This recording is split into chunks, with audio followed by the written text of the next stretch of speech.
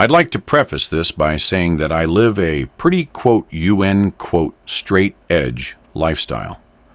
So I'm certain that what I saw and heard last New Year's Eve wasn't the result of some hallucination or drunken stupor, but was 100% real. I live on the outskirts of your stereotypical small southern town, so a few of my friends live out further into the boondocks that are only accessible by those dark country back roads. One of my friends, Darren, lives with his family in one of the richer neighborhoods in the area that can only be reached by these back roads. Every year, his family throws a party at their house on New Year's Eve where all the family's friends are invited, myself included. It's a pretty fun occasion, so I'm always excited when I get the formal invitation from Darren's parents in the mail. Seeing as the weather in the South can be pretty weird, when it comes to winter, it didn't get really cold until a few days before New Year's Eve. I could remember the newly frigid air paired with the bumpy, unkempt country roads, made for an uncomfortable ride to the house. Usually, I don't drive with my brights on since I hate how other drivers always blind me with theirs. But the sheer darkness of the windy, narrow road made it a necessity this time. Anyways, the narrow road was surrounded on both sides by dense tree line, so even with my brights, it was hard to see where exactly all the twists and turns were ahead.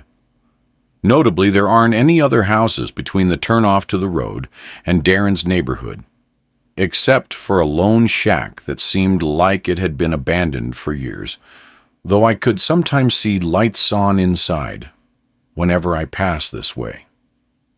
A few minutes into the drive, on a particularly straight section of the road, my lights illuminated something ahead amongst the trees, something white against the darkness.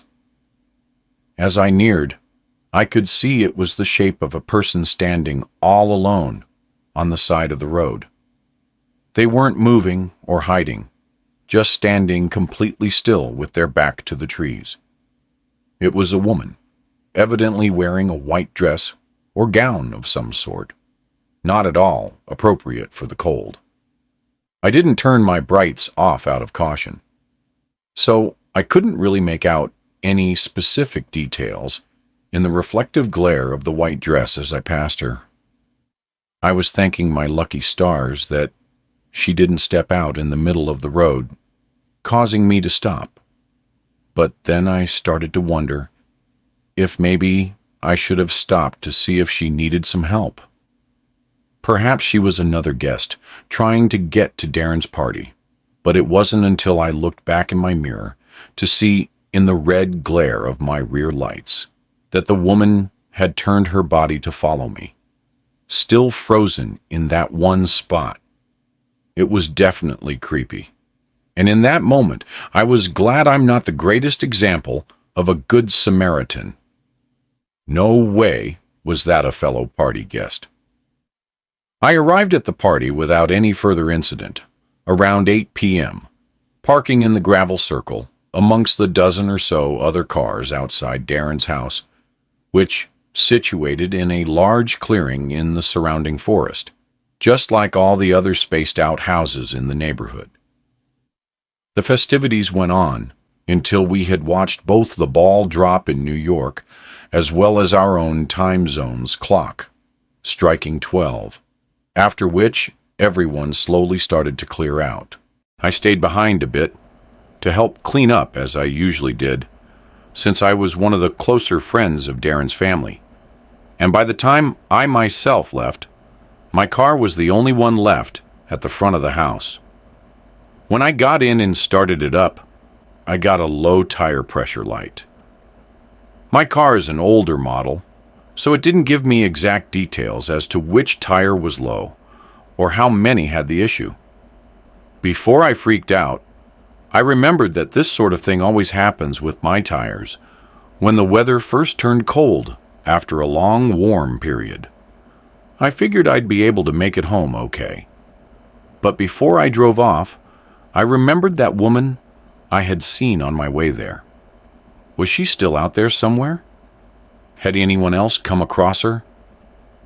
There was another way in the opposite direction I could use to get home to avoid that road, but it would add another 20 minutes or so to my commute, which I didn't want to do so late at night and with possible drunk drivers out and about.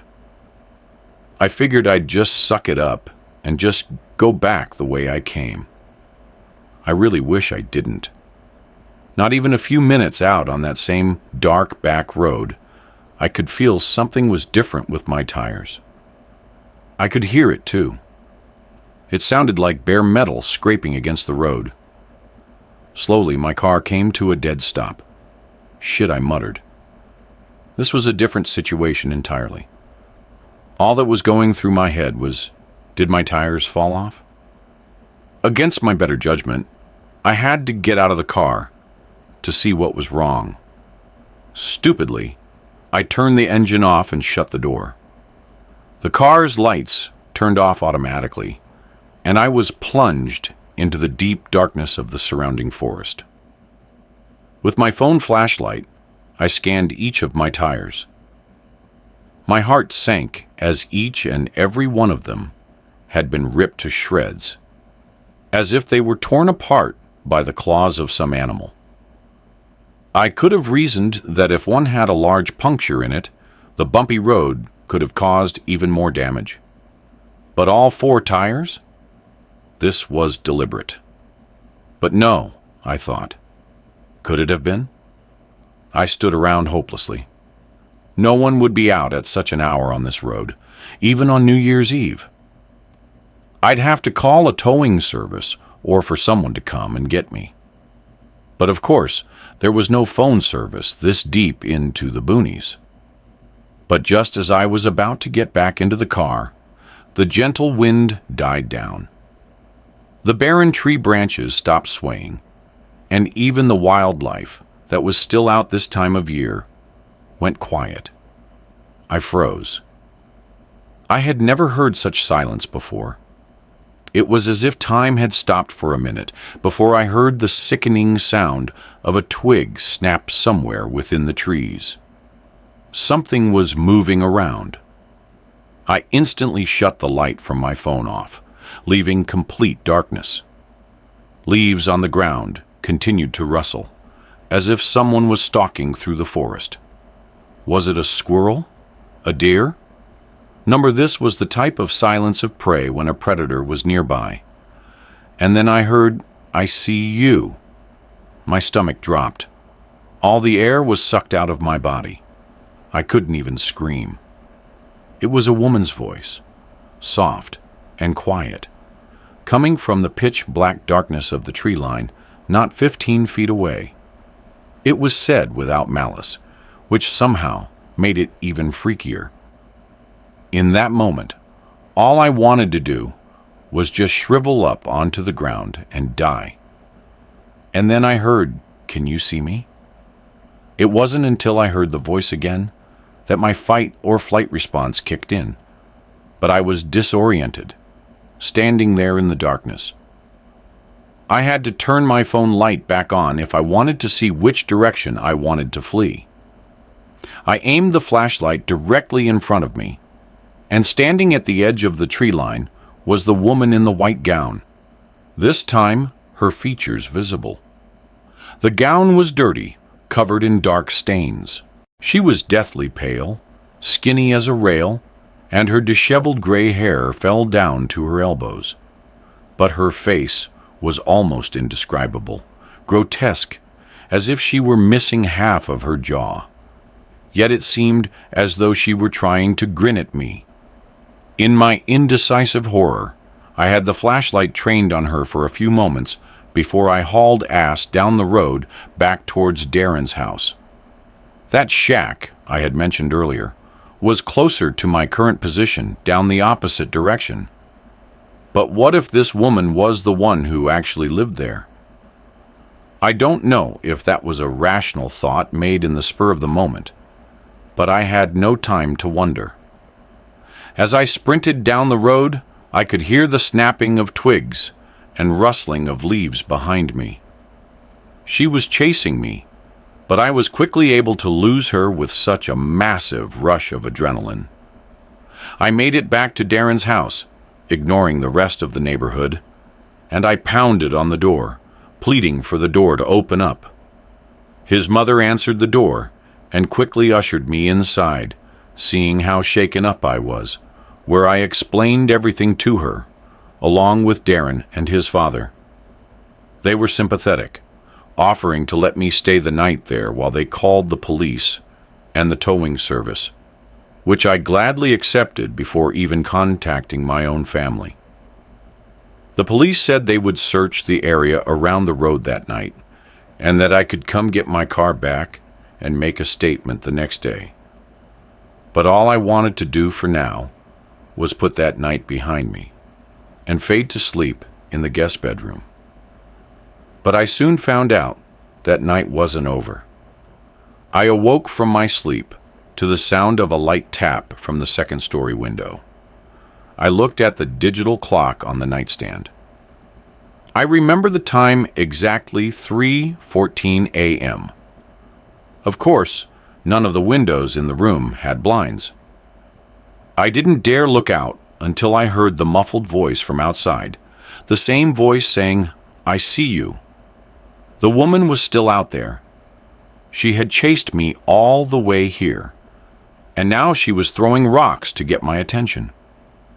If I wasn't going to look out the window before, I definitely wasn't going to now.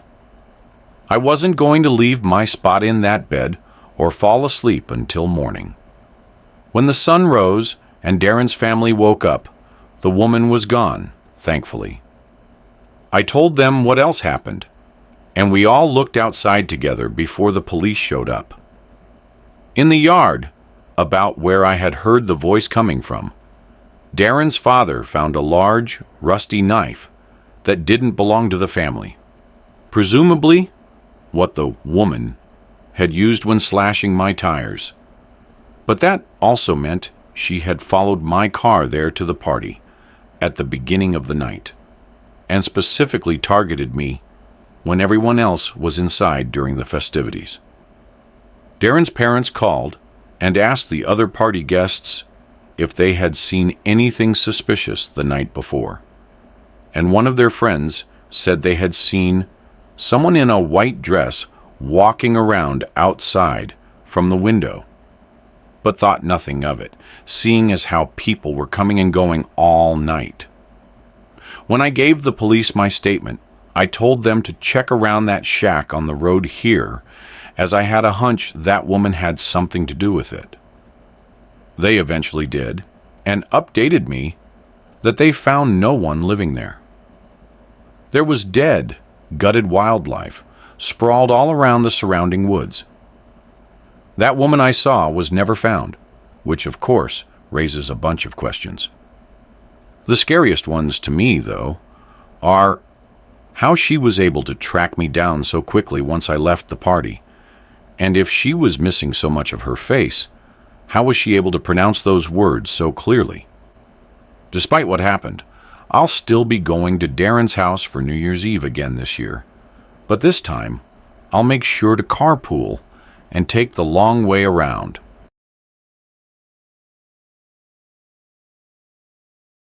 Story 2. When I was 26, I took a trip to San Diego via plane. I stayed with my friend for a few days and booked a late flight back home. My flight landed at midnight. By the time I was off the plane and by the ground transportation pickup point, it was like 12:30. I waved down a random taxi in the taxi section and gave the driver my home address. He said he'd take me for $30, which was a really good deal compared to Uber. He came out to help me put my bag in the trunk of the van, but I said I was fine within the seat next to me.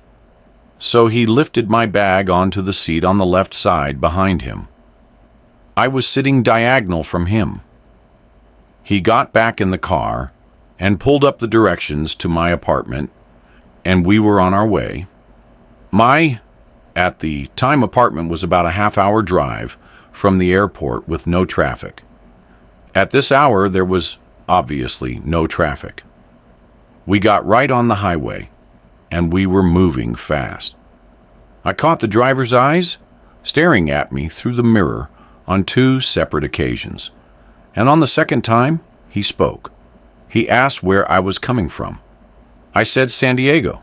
He said, "Oh, very nice." Then he asked me what I was doing there. I said I was just visiting a friend who lives there. His response was, "Is your friend as pretty as you?" And honestly, my first reaction was to laugh. But I found the comment really creepy. And it being the third thing out of his mouth on the ride didn't help. From here, his questions kind of stayed on the flirty side. He asked me, "What is a pretty girl like you doing traveling all by yourself?" And I had a slightly sassy response saying, "Well, I just said I wasn't alone. I was visiting my friend." And his rebuttal was that by flying by myself, I was traveling by myself. I maintained my slight sass and said we can agree to disagree, and he laughed and said he was only teasing me. This man had to be like 45, though. I felt like him hitting on a lone girl in her 20s. Like this was slightly creepy. It wasn't the first time I dealt with something like this, though. As we continued down the highway, I looked up as I saw the familiar overpass right by my exit. But as we passed it, he wasn't slowing down. I said, "This is my exit," as he was literally about to pass it, and we zoomed right by it. I repeated myself louder, saying that was my exit. He apologized and said he'd catch the next one. I tried to get a peek at his screen to see if he put the right address in, but it was angled so that I couldn't see it. The next exit was about a mile further. I started sitting up on the edge of my seat a bit. Now when the next exit approached, I said loud and clear, "You need to get off here." And without acknowledging me, he turned on his blinker and merged off the exit. I noticed him glaring at me for a second in the mirror. I almost sensed a hint of annoyance in his face, but I guess that quickly changed when, not even a minute later, he asked me if I had a boyfriend. I replied back instantly, "Yes, he lives with me." I noticed him look at me again, and I think he picked up on how quickly I answered that. He asked what my boyfriend's name is. Yes, I'm serious. I decided that was enough. I told him I'm going to put my headphones in. So I popped my AirPods into my ears, even though they were basically dead still. I just wanted this man to stop asking me questions. Asking my boyfriend's name was next level weird, almost like he was interrogating me. I texted my family and close friends about this creepy taxi driver, and I shared my location in case, God forbid, things went sour. We were in a familiar area in my town now. We were stopped at the first red light since getting off the highway. I looked in the mirror, and all I saw were his eyes glaring at me, almost in this menacing way. I know he didn't say anything to me because I didn't even have any music or anything playing, so I would have heard him. The light was now green, and he was still staring at me. I had to tell him the light was green, and he started moving again. No one in my family was answering except for my older brother, who must have been the only one awake, but he lives 2 hours away from me. My brother told me I should leave the car if I feel threatened or in danger. We were now on a main road in my town, but there weren't any cars on the road. It was nearing 1 a.m. on a weeknight. We stopped at another red light, and I felt that man glaring at me again through the mirror. I then noticed a police car parked in an empty parking lot. In a spur-of-the-moment decision, I grabbed my bag and backpack and slid the van door open.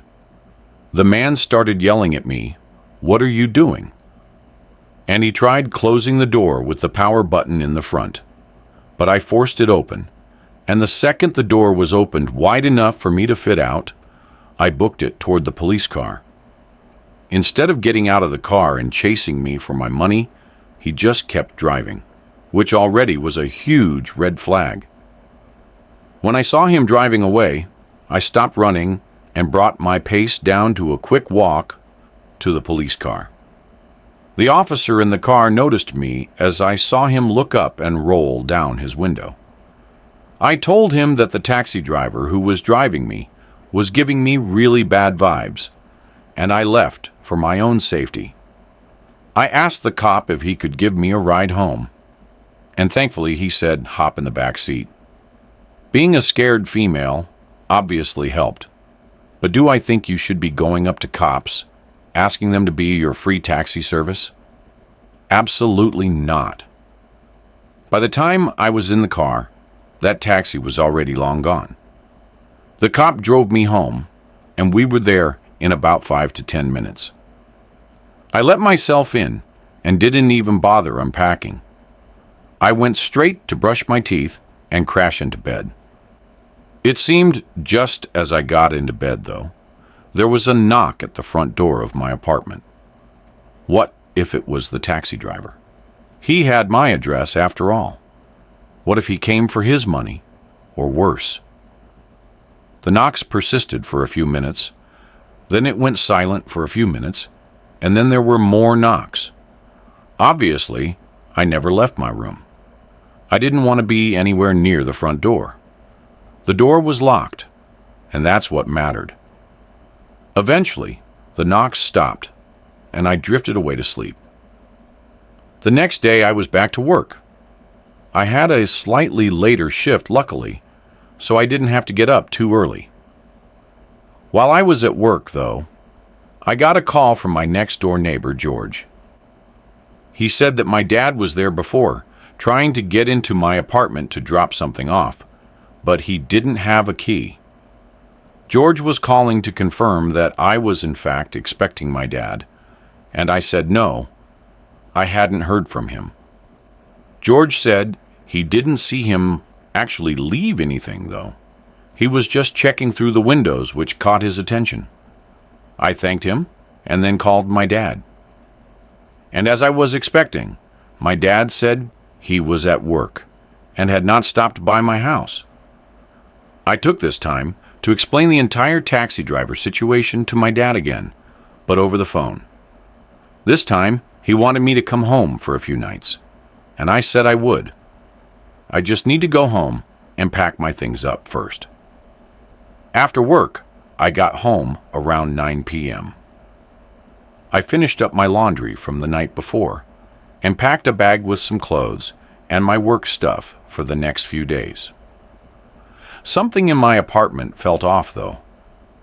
I never get nervous from being alone, but that night I felt like I wasn't alone.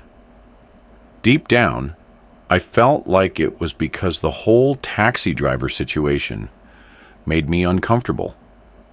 But I felt like I kept hearing small cracks in the wood floor, like from the pressure of someone's weight. I just couldn't pinpoint from where I was, honestly freaking myself out, and tried to hurry up and get all my stuff and go. It was about the moment I was ready to leave the house, when I heard a creaking sound from down the hallway from the spare bedroom. I turned and heard a voice say, "I wasn't going to hurt you." And I saw an arm swing into view from behind the wall, and I just took off to the front door before he could even enter the hallway. I was outside screaming and pounding on my neighbor George's door. It was still early enough where he and his wife were awake. They came rushing outside, and I begged for help. Instead of entering my apartment, we called 911 and waited for the officers to show up before going inside. My apartment wasn't huge, so checking each and every potential hiding spot didn't take long. The back sliding door to the shared backyard area was open, which also suggested he fled through the backyard. Unfortunately, I didn't have any record of the taxi ride I took, so I didn't have the cab number or plate number or anything.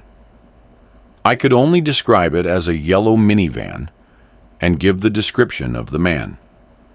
I did, however, describe the route we took and the time I remember getting into town, hoping maybe they could knock on some local business doors and check their cameras pointed to the streets. I grabbed my already packed bags and headed to my parents' house, where I stayed for a week. They wanted me to stay even longer, but I had to get back home. My dad helped me install some cameras from Amazon on my front and back doors, and I also bought a taser to put next to my bed for self-defense. I've lived in 2 different apartments since this experience. I've never had to use the taser. I also avoid taxis now, if I'm alone, as they are a lot less traceable than a ride-sharing app. But also, you hear about fake taxi drivers kidnapping people all the time. I have to wonder if that was a real taxi driver at all, or if it was a stolen vehicle. If you enjoyed this video, don't forget to hit the like button and subscribe to the channel for more amazing video. Turn on the notification bell so you don't miss any updates. All right, that's it for today. Take care, and I'll see you in the next one.